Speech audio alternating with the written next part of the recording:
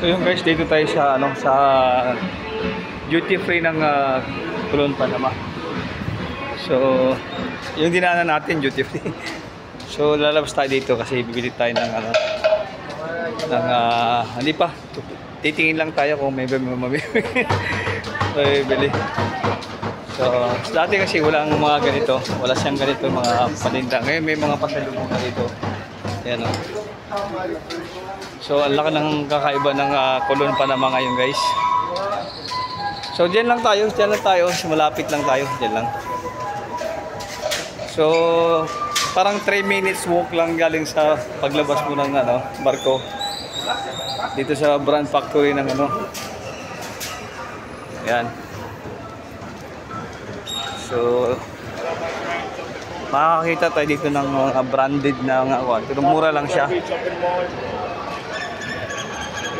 Pero ikumpara mo talaga siya, mahal pa rin. Ikumpara mo sa Pilipinas. So, ang nakaganda lang dito sa Coron guys ay tax free. Tapos may discount din sa susundan mong bibili na So ito na yun guys, nandito na tayo sa brand factory ng Coron, Panama. Right.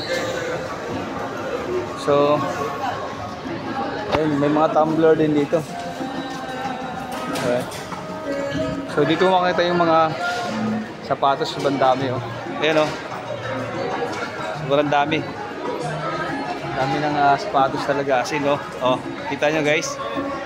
So ayun, makakapamili tayo dito ng pangbata. So ayun.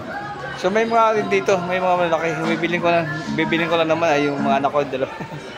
Si Terry tsaka si Mac lang bibiling ko. So yung mga matatanda wag muna. Right guys. So mamimili na tayo ha. O tara na. Patay mo. Thank you for watching.